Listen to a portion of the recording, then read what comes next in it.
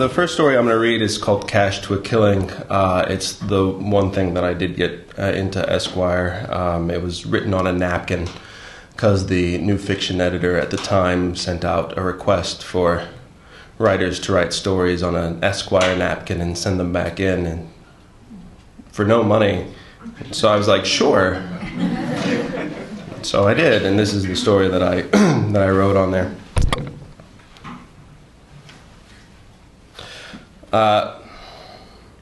We'd spent the past hour burying the body, and we were on our way to grab a hamburger. I'd been worried at first that the body would be too difficult to lift.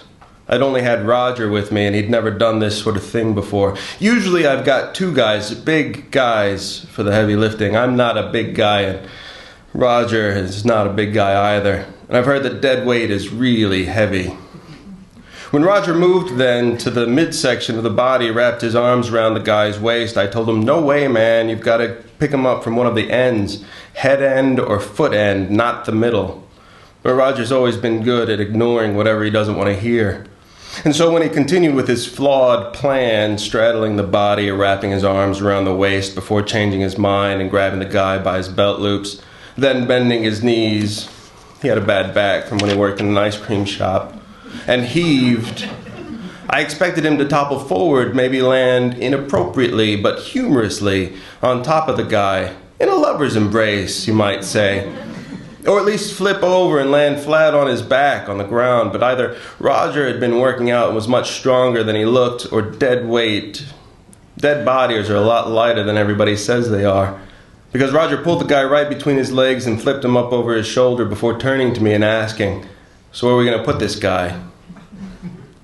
I wish I could say that killing the guy was an accident. And maybe if you were to take the long view of the situation, take into account the events of his life, those of my life, of Roger's, the arbitrary successes and failures that befell the three of us, or even further back, befell our parents and grandparents, great-grands, back to our oldest ancestors, and determined that it was some accident of fate that he ended up who he was, and I ended up who I am, and Roger ended up as Roger. You might say it was an accident, but taking the short view of things, we killed him deliberately and for a specific purpose. And despite Roger's argument, just because we killed the wrong guy doesn't change for me the fact of the matter. He was the guy we intended to kill, we killed him, end of story.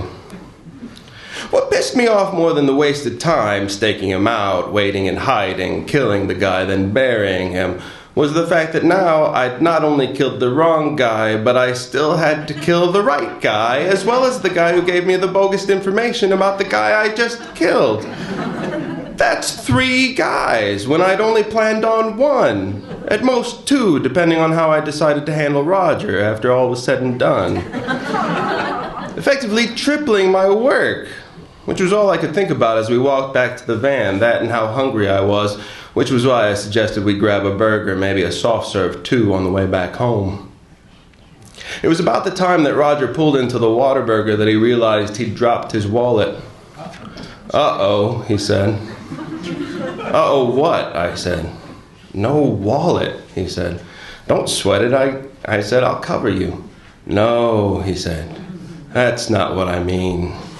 I'm not sure why the jerk brought his wallet to a killing in the first place, as it seems common sense to me. Bring cash to a killing. No credit cards, no license, no ID, unless it's fake and it's got a bogus picture on it, but your entire wallet? Roger's always been a nice guy, but he was never much for common sense. So we drove back to where we buried the body, hunted around for Roger's wallet for about 20 minutes until he comes to the conclusion that he must have dropped it into the hole. Into the hole, I said. You're positive? I'll go get the shovels, he said.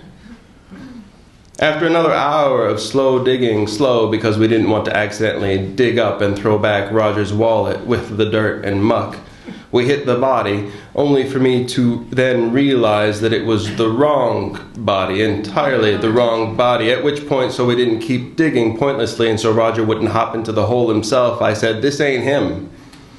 What? Are you kidding me? Said Roger. How many bodies do you think are out here? He said. not really believing me, hopping down into the hole to make sure I hadn't made a mistake, which I hadn't, or rather I had. The thing is, the entire field's on a grid system, the entire plot of land, my great-grandfather's, all laid out on this grid, not written down, of course, but kept in my head with the locations of all the different guys, each buried in his own logical way. It's a mathematical system, foolproof. But I must have been flustered, pissed as I was, and hungry, and I must have transposed a couple of the locations, which fine, no big deal, just refigure it out, cover this guy up, go find the right guy, and there you have it, right? Sure. But for the monstrously fucked up fact that the wrong guy we dug up was Roger's brother, Roger not knowing he was dead and buried in my grandfather's land, thinking in fact that he'd skipped off to Vegas to become a blackjack dealer, due in part to the forged letter I'd left for him that said I've skipped off to Vegas to become a blackjack dealer. It ain't him, I said again, a bit more urgently. Come on, I said. We have to cover him back up and go find the right guy, not to mention your damn wallet. But it was too late, and I could tell it was too late by the way Roger's body went stiff, and by the way his throat started churning out this wicked snarl. I brained him with the shovel right there and then before things could get out of hand, but my heart must not have been in it, or maybe I just didn't have good footing on the loose earth, and I only grazed his shoulder and knocked him back a bit.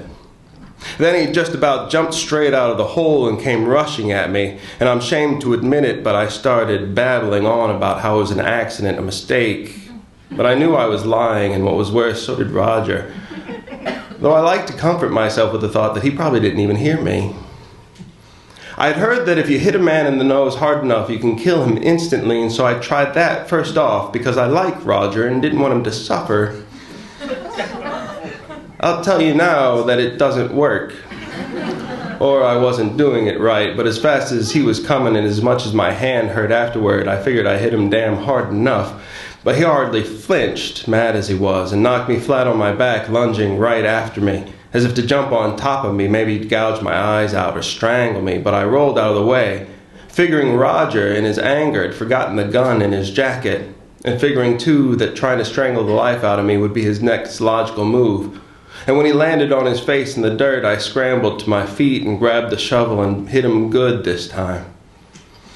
Of course, 2 weeks later, washing the van, vacuuming the seats and such, I found Roger's wallet wedged between the driver's seat and the cup holder.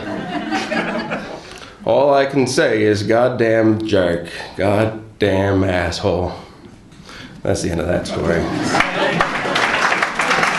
Oh, thank you.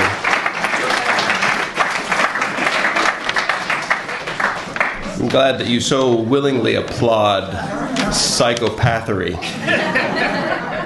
So do I. I don't judge.